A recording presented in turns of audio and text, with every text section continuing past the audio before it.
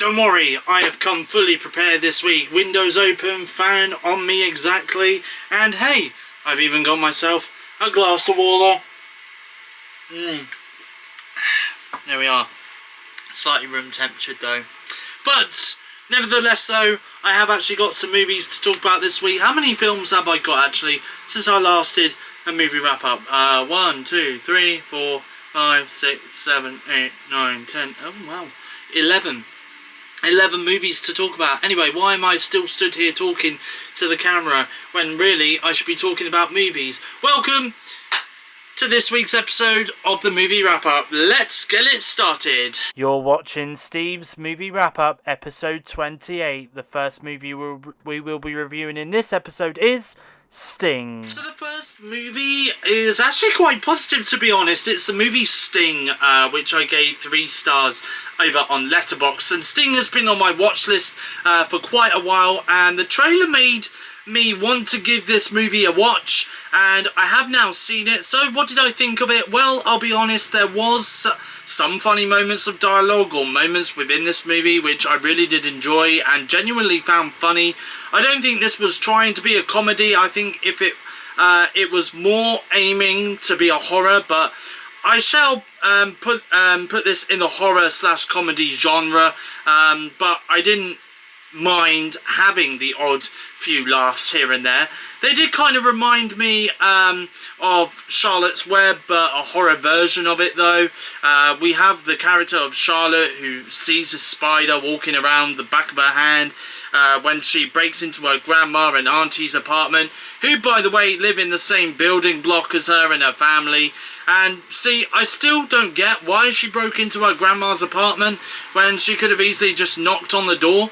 But when she finds this spider walking around on the back of her hand, she decides to store it in a jar and take it back to her room as she climbs back through the air vent. I should note that there is a lot of air vents in this building block that we do see throughout the film. It plays a very prominent role throughout the film as well.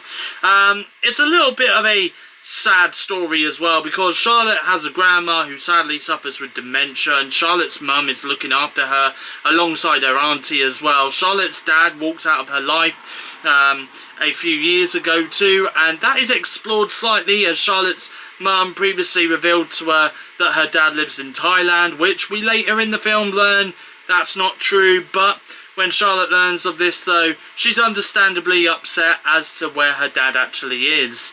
Charlotte names the spider Sting, hence the title of the movie being Sting.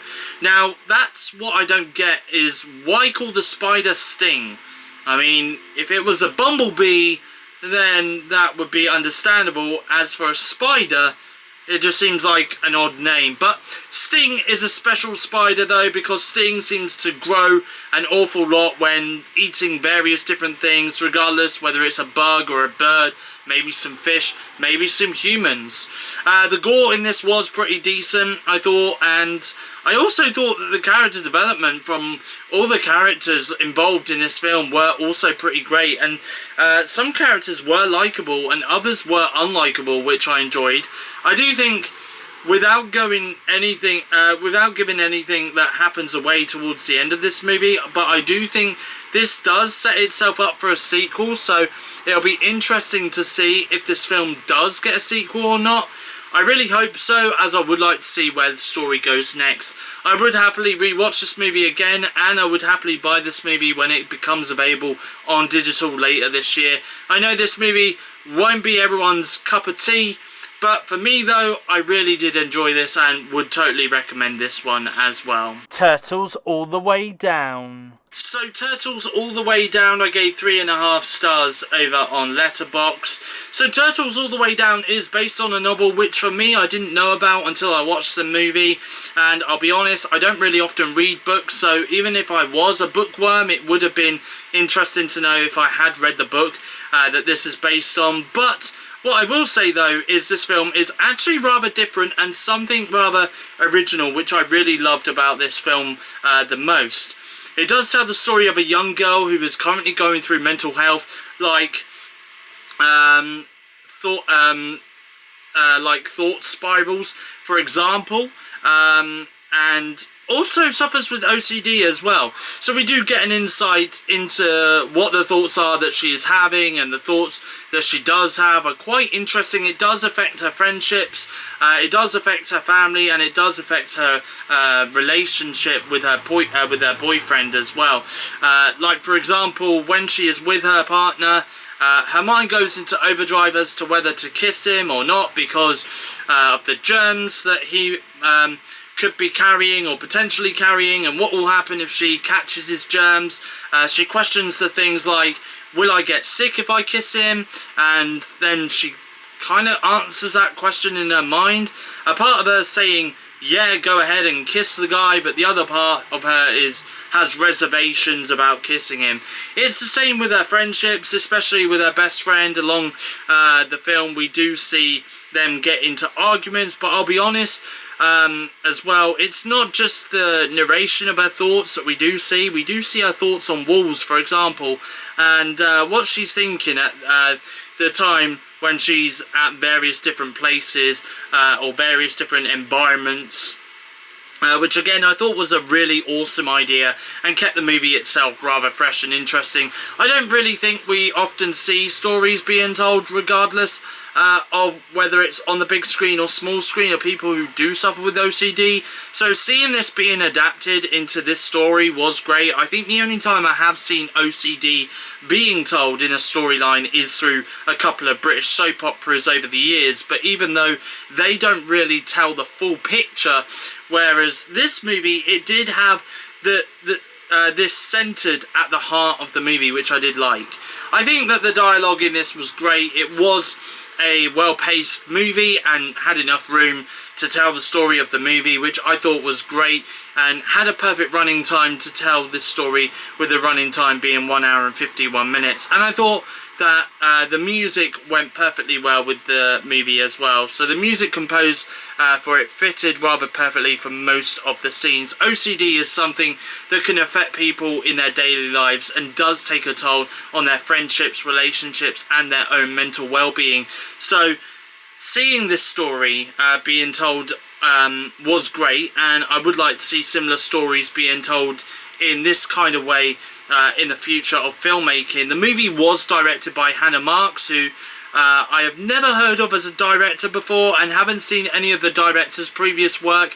And even though the only person that I did recognise in this was Debbie Ryan from the Disney Channel kids show Jessie and Insatiable on Netflix, there was no other actresses or actors whose names I have recognised from films I have seen in the past. However, though, I will say this, the main leads, who are Isabella Merced and Krieg Cacino, who played best friends Asa Holmes and Daisy respectively, play the parts really, really well. Late Night with the Devil. So, Late Night with the Devil, I gave 4 stars over on Letterboxd. My 90th movie I have watched this year in 2024, and it happens to be Late Night with the Devil, and oh my god, this film was brilliant. I absolutely love this horror movie so much, although there is something that I must say though. So there's an episode of Family Guy where there's this gag where Brian and Peter Griffin are about to watch a movie at the cinema, and before they watch the film they have all these various studios who produce the film. Well, at the beginning of this film there was so many movie studios that are to me really unknown, who happen to have produced this movie alongside Shudder. Honestly, I just felt like I was in that gag from Family Guy, seeing all those film movie studios pop up at the start of the movie. Now, admittedly, while the beginning of the movie felt like a documentary for about the first 3 minutes of the film, but then it instantly becomes a particular episode of the TV show Night Owls, starring radio host turned TV host Jack Delroy, a fictional character and a fictional TV show, by the way, I believe. And Jack Delroy is played by David Dasmalchian. We also have Laura Gordon star as June Ross Mitchell, Ian Bliss as Carmichael Haig, Faisal Bazi as Christo, and Ingrid Torelli as Lily Deabo, and Reese Orteri as Gus McConnell as well. Now, I'll be honest, I did feel as though the final act from this film was honestly quite bonkers. But for the most part of this film, though, it kept me engaged enough and at times made me genuinely believe I was watching a classic TV show that I had never seen before from the late 70s. Now, while there's the argument that AI was used for the ad break title cards that we see throughout the film, and there was a couple of ad break title cards which I did think it was noticeable that AI was used for, but as such it didn't really bother me that much at all. I thought the actors in this played their roles really well. The tension was definitely there at times as well. All round, this was a decent horror movie, and one that I have seen that I would happily rewatch again, and I think this is definitely one of them. I might actually give this a rewatch again during the Halloween season, because after all, this is set during Halloween and is supposed to be a Halloween episode of this fictional TV show that we see on screen throughout the film. I would definitely recommend this for people out there who would who are interested in seeing this movie or are looking for a supernatural movie to watch. Yes, this can be a slow burn at times, but for me though, I was engaged with this movie from the beginning right through until the very end. I also love at times how when the show cuts to the ad breaks, that us, the viewers watching the movie, get to see what's being said by various stars of the show, are talking to each other about, like, behind the scenes, away from the studio audience. And at times I do think that Jack Delroy did come across as a bit of a douchebag, but then at other times he showed more of an emotional side to him as well, which showed that yes, he can be a douche, but other moments he did show emotion. So Late Night with the Devil is now available to stream on the horror streaming service Shudder, and if this does become available to buy and rent, like some of the other Shudder titles that have appeared on the service in the past, then I'll definitely buy and keep the movie and rewatch it again. And by the way, I just want to say that I have actually recently looked on Amazon, and yes, it is available to buy and rent. So at some point in the future, probably not now, maybe at the end of next month or even going into July or something, it's probably going to be on my Amazon digital purchase list with all the other movies that I've purchased over the last 5 or 6 years. I will say though, like literally as well, the other thing that I do want to say is when the show does cut to its ad breaks and we see the stars talking, what I love about it is the fact that there is also that kind of, so you've got like the classic 70s like colorization, the aspect ratio when you're watching the TV episode, but then when it cuts to the break and then we see all the actors talking to one another, like basically making out it's the ad break and stuff. It's basically shot entirely in black and white, and obviously, like, you know, you've basically got like this full screen black and white kind of effect for the film and stuff. So I do kind of love that kind of transition as well, so you know when it's the ad break and when it's not the ad break and stuff like that. That's also the other good thing that I love about this. But Late Night with the Devil, as mentioned, is available to stream now on the horror streaming service Shudder, or it is available to buy and rent now on Amazon Prime Video, and probably likely iTunes and Sky Store and Google Play as well across the UK. Thelma the Unicorn. So Thelma the Unicorn, I gave 2 stars over on Letterboxd. So Jared Hess has, I wonder what that was. I thought that was, I honestly, just for a second, I thought, like, honestly, my glass of water had knocked over or something, but I think it was my TV remote. Anyway, moving on. So I gave this film 2 stars over on Letterboxd, Thelma the Unicorn. Jared Hess has directed Thelma the Unicorn, which is now available to stream on Netflix globally, and Jared Hess is the same director who is directing the upcoming Minecraft movie. I really hope that the Minecraft movie is at least slightly better than what this is. So there is a lot of music in this, and the lyrics don't seem to match up with the songs, to be honest. It almost looks and sounds like some AI was used to make up the lyrics for the songs that are sung throughout the movie. There was some voices in this movie that also kind of put me off, and I found a little irritating and annoying throughout the movie as well. But this film does have some standout cast members though, as we see Brittany Howard lending the voice of the main character Thelma the Unicorn, Will Forte as Otis, and then we've also got an actor who plays Vic Diamond. We've also got another actor as well who plays Megan, Malika Mitchell as Peggy Purvis, Ali Dixon as Nikki Narwhal, Zach Galifianakis, I think that's how you pronounce it, I never can pronounce his last name right, as Christy Trucker, and Sherry Kohler as a female talent judge. So there are a few people in here which some people will recognise that do lend their voices in this movie. I will say this about the movie itself, I did find that this was a cute movie. Is it a movie that I will remember in about a week's time? Likely not, unfortunately, but the animation is very bright and colourful. Something that will be great for the kids to watch, maybe during the upcoming summer holidays. It does have that summer vibe to it, to be honest, which is nice. But that really is the only positive thing that I can give to the movie, is just the animation is lovely. But if you do want to watch it, if you do want to get your kids to sit in front of their TV and watch this, Thelma the Unicorn is now available to stream globally over on Netflix. Seize Them. Seize Them, I gave 1.5 star over on Letterboxd. So Seize Them had quite the short theatrical run in cinemas earlier this year, which funnily enough I was actually debating to see this one in cinemas, but sadly I decided to go against seeing this in cinemas, so I waited for it to be released on digital so that I could stream this one at home. And now that it's out on digital, it's safe to say that I have watched this one. Please note that I didn't buy to keep this movie, I just simply rented this one. But was it worth the rental fee though?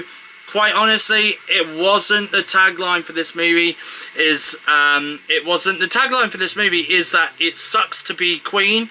But you know what? But you know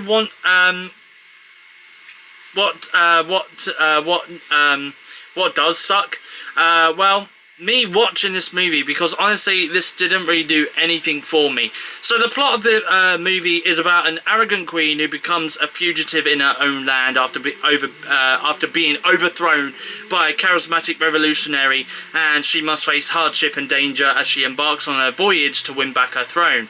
Now, don't get me wrong here, I'm glad to have seen this, as this has been on my Letterboxd watch list for a while, and this does have a lot of British recognisable faces within this movie. You have Amy Lou Woods, who's well known for starring in the Netflix TV series Sex Education, Nitin Ganatra, who played Masood in EastEnders a few years ago, Nicola Gocklin, who stars in the popular Netflix TV series Bridgerton, and you have Nick Frost, who is a well-established British actor.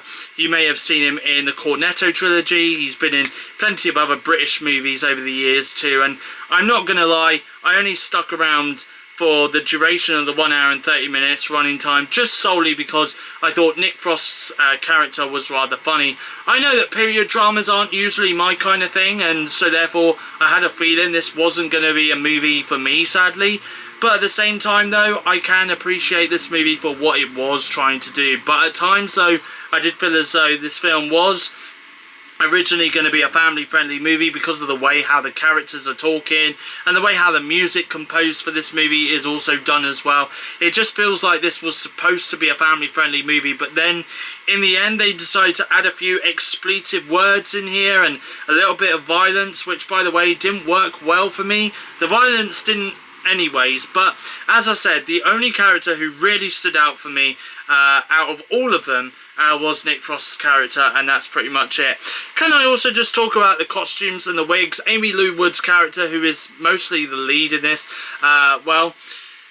you could tell that she was wearing a wig. It was just painfully obvious, and it didn't look like that was actually the hair that she had, and it was the same with some of the other characters as well. You could just tell that they were wearing wigs, and sadly for me it made me lose a little bit of faith in the film when I first started watching it. It was one of the first things that I noticed as the movie began. The movie Seize Them is available to buy and rent now on digital platforms. Boy Kills World. So, Boy Kills World, I gave 3 stars over on Letterboxd. Boy Kills World is a movie that was produced by Sam Raimi and was released for a limited time theatrically in cinemas earlier this year. Sadly for me, I couldn't really go and see this movie due to the fact that the screenings were very limited, as in the showings were really late at night, and I'm not really a huge fan of seeing movies at the cinema late at night due to relying on public transport, which public transport doesn't run too often late at night, sadly. If I had a car, maybe that would solve the issue of me hating late night showings, but nevertheless though, I have now seen this movie. So what did I think about this one? Well, I did somewhat enjoy it enough for it to deserve a 3-star rating on Letterboxd. I mean, let's start off with the actors that we have in this movie. We have got Bill Skarsgård, who by the way plays the role of a character who is just named Boy, and who, by the way, looks absolutely shredded and ripped in this movie, by the way. Like, he has no body fat at all in this.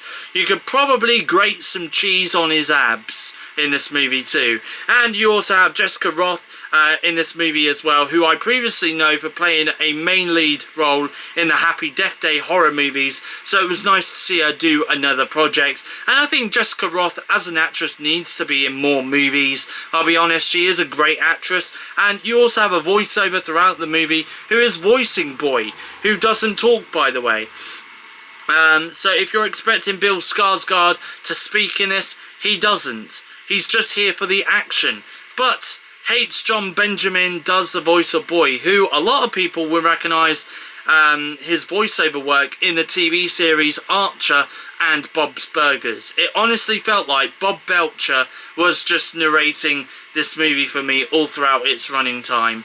But here's the plot of the movie for those who are interested in knowing what this movie is about. So the film is about a family who are murdered. A deaf-mute named Boy escapes the jungle and is trained by a mysterious shaman to repress his childish imagination and become an instrument of death. Now, I did somewhat enjoy the action sequences that we see throughout the film. I thought they were fun, although at times I did feel like it was getting a little bit too comic book style, which isn't a bad thing, but sometimes it did feel a little too much. As for the gore in this, because after all it's an action movie, the gore does heavily rely on that sweet CGI blood rather than fake blood. I guess they just didn't have the budget for fake blood, hence the CGI blood, but I would have much preferred if they used fake blood rather than relying on CGI for the blood, which is a shame. Aside from this though, I did enjoy this movie a lot and I had a lot of fun with this as well. The Ministry of Ungentlemanly Warfare. So the Ministry of Ungentlemanly Warfare, I gave 2.5 stars over on Letterboxd. So the Ministry of Ungentlemanly Warfare, which by the way seems to be such a long ass title to say for a film, is a movie that takes place during the Second World War. The British Army assigns a group of competent soldiers to carry out a mission against the Nazi forces behind enemy lines. It's also based on a true story about a secret British World War II organisation, the Special Operations Executive, which was founded by Winston Churchill.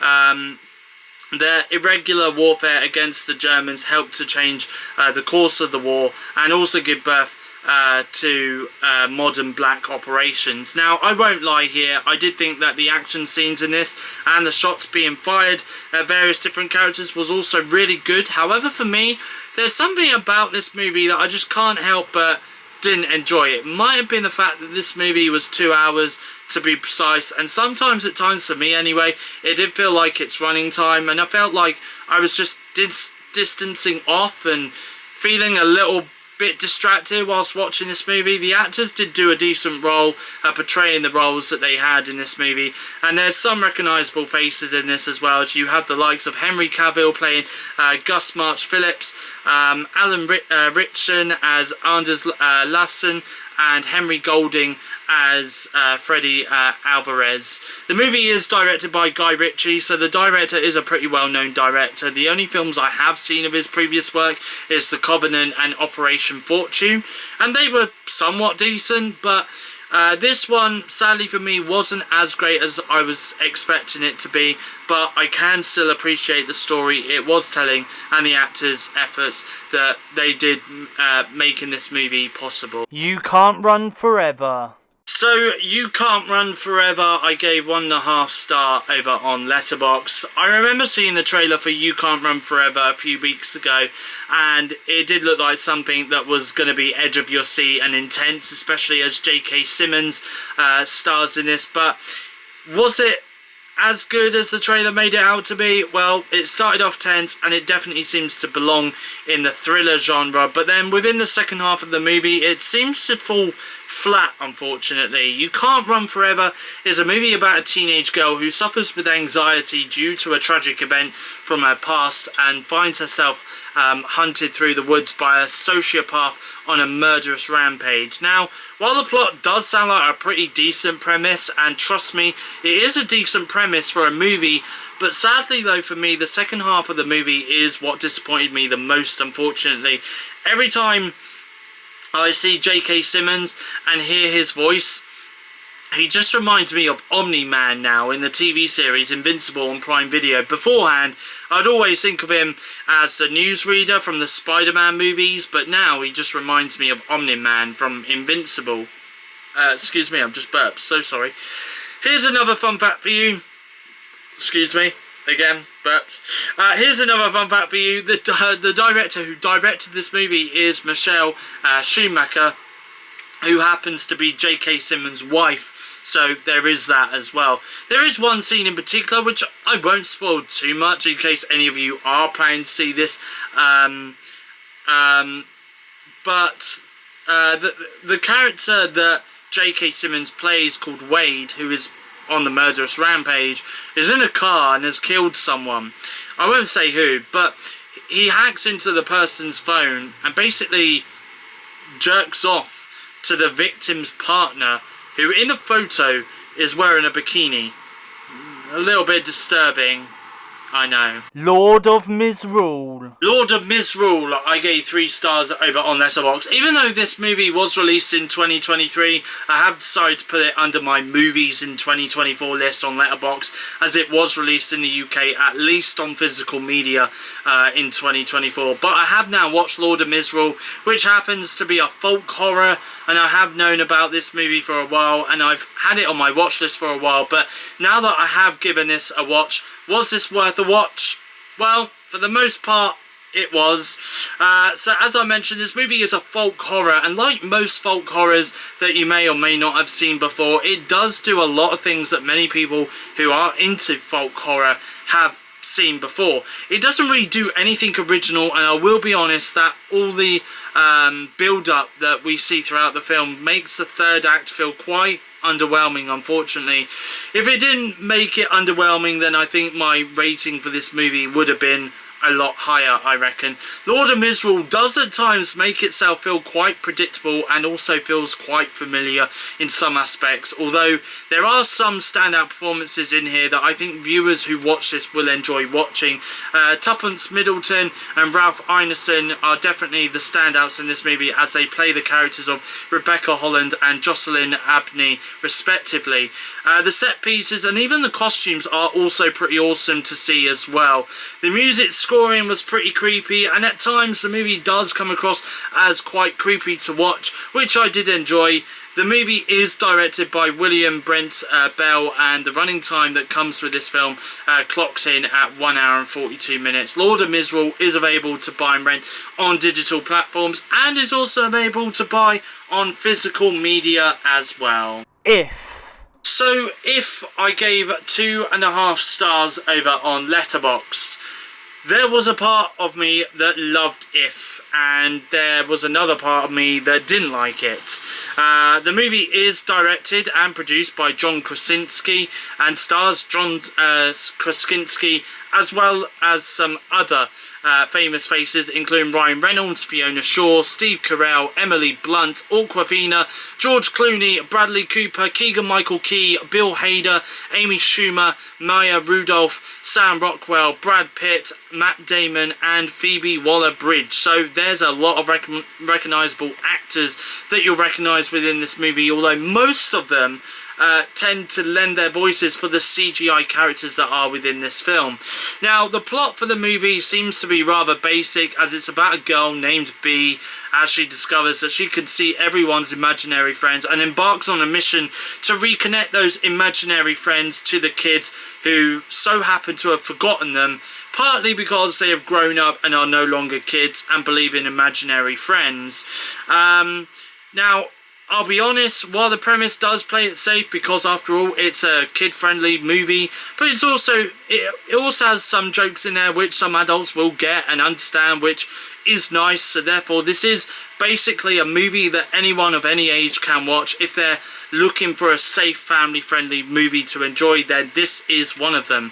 The problem is the movie does kind of fall flat halfway through, and it gets rather boring and probably rather forgettable. Like, if you was to ask me right now what happened in the middle of watching the movie, then I will tell you that I really have no idea, because, well, first of all, this film bored me that much that I actually started to fall asleep in my cinema seat. So that's a sign this movie was boring me. And secondly, despite the fact I was slightly in and out of sleep watching this, watching the boring middle part of the film, I really don't think I was missing too much, to be honest, either. I will give Ryan Reynolds some credit though. I did love his character and the ending, which, by the way, I was awake for in my cinema seat, and was actually rather heartwarming and rather wholesome as well.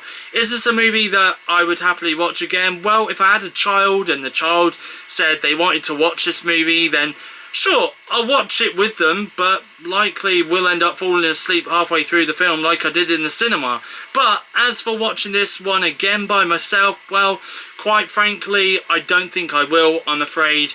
But I do still appreciate the movie for the story it told and the fact that the actors did the best at what they were doing in this movie as well. The Strangers Chapter 1. And the final movie that I have watched this week is The Strangers Chapter 1, which I gave 2 stars over on Letterboxd.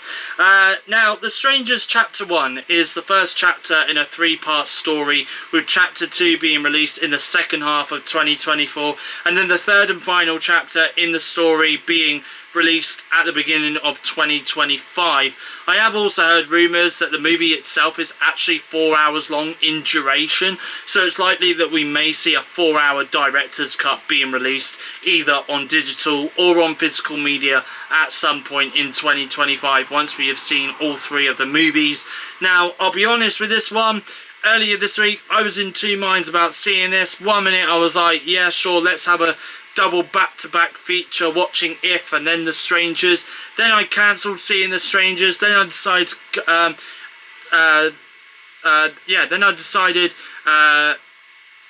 to go and see it, and then I cancelled again. Then finally going, you know what, whilst I'm at the cinema, sure, I'll go and see it. Besides, the only times the movie was showing was late at night at both of my local cinemas. However, I was going to hold off seeing it until I saw it with my girlfriend, but instead we have decided to do something else instead when I next see her. Anyways, I'm rambling on, but did I enjoy The Strangers Chapter 1? Well, I'm kind of mixed on this. Yes, I've seen the original recently, and I recently revisited The Strangers Prey at Night, and out of the 3 films I've seen so far in this franchise, I prefer the original that came out in 2008. In fact, there were some factors in this movie that actually reminded me of the 2008 movie that I watched about a week or so ago.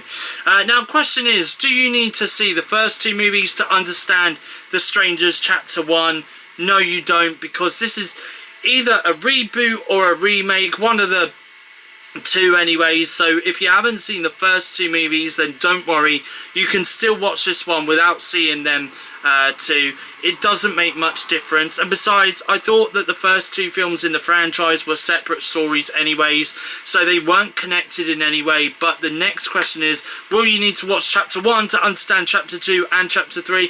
Well, definitely yes. So if you're planning to see Chapter 2 of this movie later this year and Chapter 3 in early 2025, then you'll definitely need to see this movie first. I will be honest though, The Strangers Chapter 1 did so many of the usual cliches you would have seen if you have seen the first 2 movies of the franchise, though it does actually become quite repetitive and quite predictable at times as well, unfortunately, and doesn't really do anything too original neither. I know at some point later on in this story we are going to know who the character of Tamara is, but at the same time, I do want to know exactly why the hell we have these random masked people invading homes and killing people. Like, seriously, there's got to be a reason behind this. The couple that we follow throughout the movie also tend to make some dumb decisions as well. I will say though, their acting was pretty decent and made the movie just about watchable, but again, this is a thriller slash horror genre movie, so of course the characters are going to make some stupid and dumb decisions throughout. There's actually a moment in the film where the couple get into this van to try and escape, only for one of the masked people to crash their car into their van they're trying to escape in. And it gets to the point where the character called Ryan tells his girlfriend to leave and get away, and the car is crashing into the van. He's like holding on to her, telling her he loves her. I'm kind of there like, dude, you just told her to get away, but yet you're still holding on to her. If you want her to go, then let her go. Also doesn't help the fact that as Ryan is getting crushed in the van by this moving car, he also has a gun the entire time and didn't even pull the trigger until they stopped crushing him in the van with the car. See, it's things like this that makes this movie so stupid. Oh, and then of course there's this proposal as well that comes out of nowhere and happens to take place at such an inconvenient time as well. I won't spoil when it happens, but for those, you know, watching this review and have seen this movie, then you'll know when it happens. You know what else I love about this film? The fact that it ends with a "to be continued" caption at the very end. This isn't like Avengers Infinity War. We all knew this was the first chapter of 3 movies, for goodness sake. Any of us who were at least slightly invested in the movie, I'm sure will come back for chapter 2 and chapter 3. Will I be back for chapter 2? That's the question, and here's the answer. Well, despite the fact that chapter 1 wasn't great, and now that I've seen the first chapter of this story, I might as well continue watching it and seeing where this story goes with chapter 2 and chapter 3. So long as the movie does actually get better with those 2 movies, then I'll be happy, and the payoff in chapter 3 better be worth it for all this waiting around for about a year before we get chapter 3. Now, regardless whether you like this chapter or not, chapter 2 and 3 will be released likely in cinemas because they have already been filmed. I just don't understand why they couldn't have given us all 3 chapters in one movie and released it on streaming, but I guess after all they're looking to profit from the movie, and safe to say on a budget of $8.5 million they have definitely got the money back and more, as it made $12.5 million at the domestic box office in the US over opening weekend. Anyways, I still have so many questions about this movie and this franchise as a whole, and I really do hope that I get those questions answered in the next 2 chapters. Otherwise, I've just wasted my time watching the other 2 movies, I guess. There's also a mid-credit scene as well, which I guess kind of sets itself up for chapter 2 in a way, but I just thought this mid-credit scene was a little bit of a joke more than anything else, just like some of the other scenes within this movie that I did laugh at some of the time. This will likely get revisited again later in 2024 before I head off to watch chapter 2 of this film, so don't be too surprised if I do end up reviewing and rewatching this again later this year. So yeah, The Strangers chapter 1 is currently available to watch now in your local cinema and theatre worldwide. I tell you what, I must do apologise, because I feel as though that last movie review that I did really about The Strangers chapter 1, I kind of felt like I was going on a bit of a tangent rant about the film, but I mean, to be honest with you, I want to give you guys my honest opinion on the film, and you know, and even if it felt like it came across as a bit of a rant, I mean, there was just so many problems with the film, okay? I mean, that's all I'm going to say. There was just so many problems with the film, but anyway. But listen, I hope you guys enjoyed this episode of the movie wrap-up. There's been so many films that I have watched this week. There's been so many moments in the films that I have enjoyed that I did want to talk to you about in this episode of the movie wrap-up, especially as I'm reviewing them, and especially when they're like first time watches as well. There's actually been no movies this week that I've re-watched, that I've seen like in the last year or so. I think pretty much every movie that I have watched this week has been released in 2024, which is pretty decent. Anyway, I hope you guys enjoyed this video. If you did, please give it a like. Feel free to leave a comment in the comment section down below. Let me know what movies you guys have been enjoying this week, regardless whether it's Furiosa, the Garfield movie. By the way, those reviews are coming next week, just to let you know. Yeah, so Furiosa, Garfield movie. Hey, you might have even seen If or The Strangers Chapter 1 for yourself. Let me know in the comment section down below, or let me know what movies you guys have been watching over this past week. As always, I love to hear your thoughts and your comments as well. It'll be very much appreciated. And feel free as well, if you are new around here and you like what you see, feel free to hit that subscribe button down below to become a Stevo. Again, really would appreciate that a lot.